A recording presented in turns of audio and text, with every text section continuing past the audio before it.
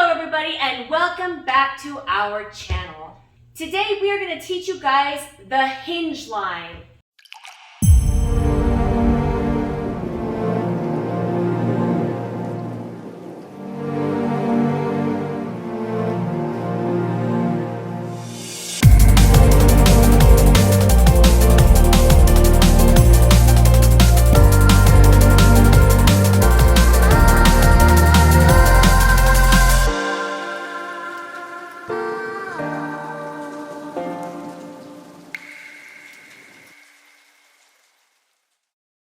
It's another one of our moves in our Line Moves Glossary series. Yeah, it's part of a family of moves that goes along with Throwaway Oversway, Oversway, Hover, what else? Left Whisk, Arabesque, Arrows Line. Whole bunch of different moves, yeah? Arrows Line is like an arabesque, right? It's an attitude. Oh, He doesn't know his ballet terms. Yeah, so that's what we're going to work on with you guys today. We have a really cool combination put together for you guys. So why don't you say we get going on that? Let's do it. Cool. My name is Simeon. My name is Cora. We're the S and K of SK Dancesport.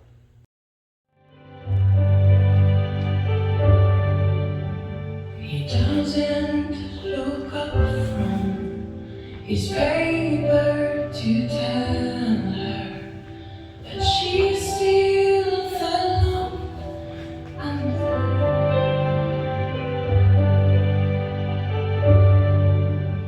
He doesn't look up from his paper to tell her that she's still the lump. Alright, so we're going to start with the guys part. I'm going to focus on the whole combination, just show you how to do it, and then Cora and I will together focus on the hinge itself, because that's going to be the topic of our video. But those types of things are nice to do with a partner. But just to show you the guys part for the combination, we're going to start with an overturned double reverse spin. So what that means is a double reverse spin. I don't lower like a typical lowering. I do an extra pivot at the end of it, and I lower on the pivot. So one extra step. So I'm going to go forward on one. This is normal entry of a double reverse spin. I step to the side on two. I'm going to spin on the right toe. I'm going to go forward on the left and pivot three. Okay, so that's the extra step. Normally it's only 2 steps for a double reverse spin. I lower on the three. Now I'm going to step back on one. Look at what I'm doing with my foot. I'm turning my foot out, yeah? So even though my body is still to my partner, my foot is turned out. I'm prepping for the new alignment. I'm going to go two, yeah? And this is where the transition point. Once I get to this two, I might do a hover, I might do a throwaway. How I do the two is going to be pretty similar between quite a few of the steps that kind of split off of that sort of transition. And some of them are actually going to be a little bit different. Once I get to the two, if I keep it low, it might be a throwaway, it might be something else. If I go up, it might be a hover, it might be, a hinge, like in our case. So there's different, if I rise up on the two different steps, I might do different things from there, okay? So this is going to go up a little bit on the two. So already she knows, it's not a throwaway, it's probably not a left whisk. So she already knows that it's probably like a hinge or something. So we're going to go this is going to be the 1, 2. I'm kind of an upward trajectory, okay? And then when I get to the 3, I want to make sure that Cora gets off of her right foot. She's going to go 1, 2, and I want to take her weight off of the foot. So when we do a throwaway, we don't want to let the lady come off the foot. We want to leave her on the right foot. In this case, I literally want to take her weight off the foot. So wherever she is on the 2, I feel her weight is good, and I'm going to keep pushing her to take another step. So I'm going to keep rotating to make her do that extra step on the left foot. 3. Okay? Now from here, I'm going to rotate my body. So through the legs, through the upper body, I'm literally torquing, but see, I'm not turning the foot. I let her go, and then I follow her on the pivot. Yeah, so it's going to be entry of the pivot. So it's going to go 1, 2. I'm going to do natural pivot. 3. Where you finish this 3 is critical. So let's say you do the Rudolph and you throw the lady and you overturn your slip pivot. Okay? Next time, try to finish your pivot earlier so this momentum from the pivot takes you around to where you're going. And I want to aim my ronde for the corner. So if I've been dancing down this floor, then I'm aiming into that corner there. If this is where I'm going to continue going. So I've done my pivot, I do the Rudolph Ronde 1, I'm there. I would recommend turning the foot in a little bit if you can. Yeah, it's going to give her a better lead, and plus you're going to be a little bit more stable. I know it kind of looks weird to go 1, but you're going to feel much more stable, okay? And also she's going to get a better lead. So we're going to go 1, she does a ronde. Now here you got to be patient. You're going to go back on 2, but really important to wait for her. Her weight is going to go 1, wait for the leg. Now when her leg's going back, now you go back 2, bring her in front of you, make a slip pivot, and pivot 3. Okay? Now from here's the telemark. If you want to kind of save yourself some trouble, try to do a little bit of turn into the 1 of the telemarks. Sometimes because of the momentum and because this turn is a little more limited, you might not be able to squeeze out enough turn. So then you got to make it up on the next part. But I'm just telling you that you should try to do as much curve on the entry as possible. So in other words, 1, 2, let's say finish line. I dance on 3. I'm going to really try to get Cora to go diagonal on the 1. Yeah, so to go toward the center of the floor, diagonal center, versus settling for straight. Or finishing here and settling for straight. Yeah, when I'm going to be finished straight, continue rotating to the diagonal. 1, I step up, she's going to do a heel turn, I'm going to step around her on 2. I'm going to rise up onto my toe, leave my foot kind of like a spiral action in front of me. Yeah, I'm not going to bring it here, I'm going to leave it in front of me, and then step out and promenade on 3. So I'll show it to you one more time. I'm going to go from the Rudolph, just kind of connect it. So it's going to go 1, 2, 3, and then telemark 1, 2, 3. And I'll show it to you one other way because I think I did it like this in the video. So I just did a little bit more standard telemark with a left shake, promenade. I'm going to show it to you. I think I did it a little bit more with a roll. A lot of people ask me, like, how do you do that roll? We'll do it for a different video. So we do the Rudolph, 1, 2, 3. Now with the roll, I would go 1, 2, 3. So I'm going to do one last time the combination from start to finish, yeah? So starting with a double reverse spin. 1, over, turn, hinge, 2, 3, pivot, 2, 3, 1, this is the Rudolph, 2, 3, telemark, 2, 3. That is the guy's part. All right, so for this combination, we are pretty much doing the exact same entry that we've done in our other line moves tutorials. So if you wanted to check those ones out, we did this overturn double reverse spin into our throwaway oversway, which you can get to right here.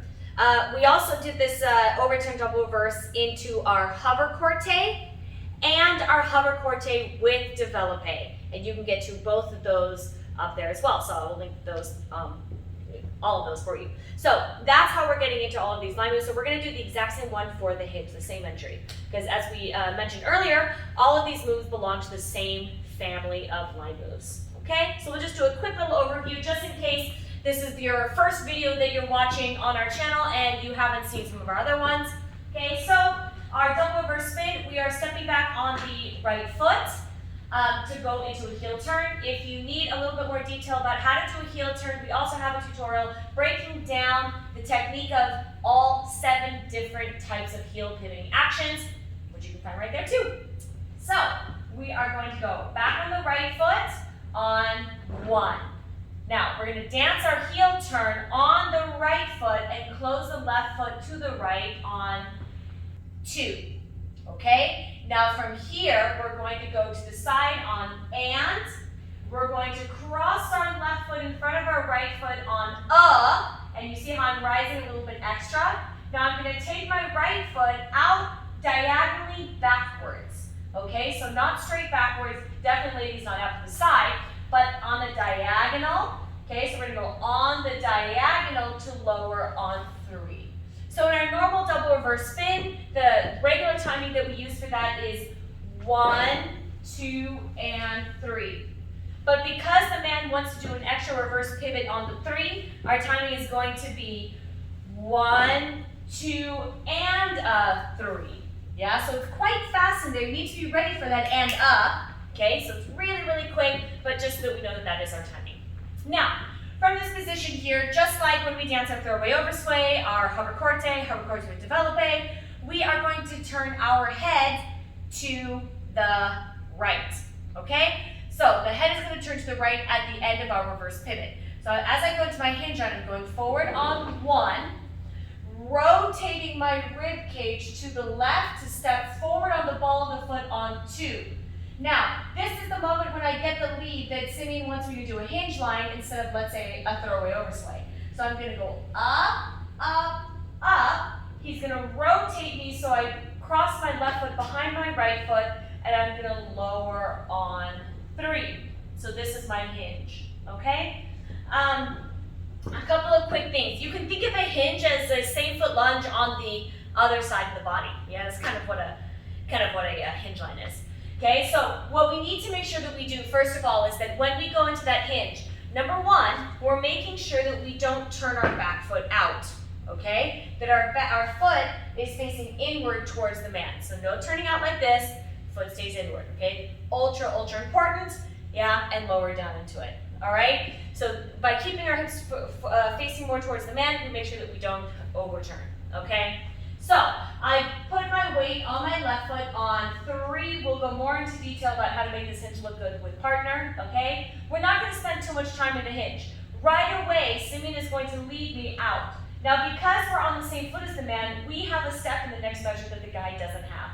So he's going to lead us without taking a step himself. So I'm going to step forward on a heel lead on my right foot on 1, okay? Pivot to step diagonally back into my left on 2. Now I'm going to step forward on 3 on a ball of the foot, but stay high. So I'm going to say up on 3. Okay, I'm not lowering on 3. I'm kind of staying at, let's say a neutral level on 3. Now I'm going to allow my momentum to continue to take me around to take my left foot back, diagonally back into the left. Okay. Now at the moment that I do that, I drop into my weight, but because Simeon is not continuing to take his step, it ricochets my leg out, and I release it forward and underneath. This is ultra important to make sure that we don't open up our hip to the side, because then we're going to peel off the guy. Yeah, Simeon and I have had many years of discussions about that action. Yeah, so making sure that your foot goes forward. Then once you get to the point where your body would either peel off the guy or not, we have to then bend the knee to bring the foot underneath us. You see that? So it goes forward, bend, underneath. It was underneath the body. Now we're going to push up on the right foot on 2. Now this is like a slip pivot, and we have to send the weight of our head back into the left, okay? So common mistake that ladies make on slip pivot is that as they're taking their step back, they send their head weight right, and then the bodies go crossing in front of the guy. You don't want to do that. So once we've done our Rudolph Ronde, I'm going to go back, and again, sending my weight to the left, rotating my ribs to stay with the man, stepping forward in between his feet on 3, okay? Now we're going to go back into that telemark, which again is another heel turn. So I go back on my right foot on 1. I'm going to rotate on the heel to close my left foot on 2. And I'm going to continue to rotate my ribs toward the man. So you see my ribs do this underneath my head. So my ribs continue to step out on 3. Okay, so if I just dance that one more time from beginning to end, starting with my double reverse, I have 1, 2, and a 3, letting my head turn to the right. 1, 2, 3 is my hinge, forward on the heel. 1, 2, 3. 1, 2, 3, and lastly, 1, 2, 3. Okay, now we're going to go over this together with partner, focusing on the hinge itself. So the side step, the 2, is where there's going to be kind of a crossroads. Yes. We can do like a whole bunch of different things from there. And it starts, the difference starts on the 2. Right, before that, girls, we don't know which one he's doing. He could do a Throwaway Oversway, an Oversway, Hover, could be any one of those. But the 1 is the same. The one is the same, yes. So here we go. We've done the double reverse spin. We finished on 3. Now the 1 is the same. I drive my way backwards on the 1. Okay. Now I'm going to turn, get out of her way. The 2. Sometimes I'll enter the 2 and I stay kind of deep and low into it. So 2 and I stay low. Maybe a throwaway. Maybe it's going to be a left whisk. We don't know. Okay. But that's staying low into the leg. In the hinge, and actually people do teach the hinge staying low. Some people don't rise on the hinge. I do. For me, it makes sense. It's like a whisk, so I go up and I lower. I just don't have foot rise. So you see this 2, when I do the hinge, I am going to have a little bit of a lift onto the 2. So watch the difference. So this is the hinge. I'm going to go 1, 2, up. Do you see how I had a little bit of leg rise, not foot rise, just leg rise. It caused foot rise for her though. Yes, big time. Because she's going forward and I'm really sort of lifting my body, so she feels for her it's a pretty complete rise. Well, ladies, what we need to remember is that in every single line move that belongs to this family, as we start to put our weight onto our right foot, after we put our weight onto our right foot, we're going to allow our right hip to swing upwards. So even if we do a throwaway, which is where he stays low, my right hip, as we go into it, is going to swing up. So you can see that if we stop in the middle of it, my right hip is swung up. Okay? So that's going to happen no matter what. But because I'm allowing my right hip to swing up as I'm going into that motion, when he doesn't lower onto that knee, his lack of lowering in his knee, put together with the fact that my hip is swinging up, is what causes me to have foot rise. Okay, sounds good to me. Guys, leg rise on the hinge is what I recommend, yeah? So here we go, I'll do that leg rise, so we go 1, 2. Now when she gets to here, there's still a crossroads. Now different things can happen from this position. You could do an arrow slide. Yeah, now from here I'm going to keep rotating and shaping, okay? And then here, this is sort of like an unfinished hover, really, okay? If I keep rotating and I start to lower my weight, that makes her take that extra step. Do you guys see that? So if I was doing a hover, I definitely would not want to continue rotating to make her take that extra step. I would leave it there and I would sway and rotate, but keep her, so if I go to the camera, it's here. Versus if I do the hinge, I actually will rotate and put her more. Yeah, essentially he's knocking me off my balance. Yeah, I take her off the foot. Right. Like willingly take her off the foot. Yes. And then If I'm not balanced on my right foot, and the moment that he starts to go, I actually get off balance from my right foot. So the only thing that I can do is I have to whisk my left foot underneath as we go. Right. Okay, so let's do that one more time. Actually, let's go from a different angle. I think it would be nice to see it from this angle. So here we go. We're going to go from the 1, 2, 1, 2. So here she knows, oh, she's already narrowed it down. She knows approximately what I'm going to do. Now I'm going to keep rotating, move her off the foot. Now she knows it's a hinge, and I go down. And you guys see how I lower down, okay? Now from here, I come out. In our case, we're going to do a pivot. And did you guys notice, I know the video is not about the pivot, but you guys notice that on the 1, the guy doesn't have any step. He's here and he's going 1. I do a little bit of, unfortunately it's on YouTube so anybody can see it. But I actually, literally what I do is I rotate, I kind of do a heel turn. I'm not going to write this in a technique or something, but I do kind of turn, I go like this. Like that open heel pivoting action? Yeah, we do this in a few places. Like, we don't teach it, like I don't hear people teaching it like that, but when you watch like good dancers, professionals, some things happen in the feet that are not really described in the book. And I don't want to do a video and teach people how to do something that we don't actually do exactly the same. Right. I want to tell you exactly how I do it. Right. You know. So when I get into the hinge here, basically what I'm trying to do is I'm trying to tell Cora to go past me. Right. I'm telling her go over there so that I can merge now on the pivot. The problem is my foot is this angle, so I can only go so far before I'm Charlie Chaplin. I'm too open. Like I can't use this foot to power out of it because it's like facing the wrong way. So what I do is as she's going, I kind of turn on the heel, I slip it like that as she's going past me. So now I can have a nice push off. Yeah? And in reality, this makes plenty of sense because the man dances an open heel pivot when he does the telespin, which has the exact same action, just turning to your left instead of to your right. Yeah, it's true. But I've never had anybody teach it to me like that, and I just dance it, and I just turn my foot in. And if you told me don't, I would actually struggle. Yeah, So that makes sense. So let me show it to you one more time. But I'm giving you the reason for it. The reason is I'm trying to get it to go by me, and my foot is just accommodating that action. I'm not doing it just because somebody told me to do it or it feels good or whatever. Just because my body goes, so my foot goes with it. Yeah, so let's do it one more time. Okay, 1, 2, 3. Now you see my foot's over there. Now as she goes, I kind of pivot it a little bit. 2, 3, 1. Yeah. 100%. Like I have to, well, I'm gonna put money down on this one.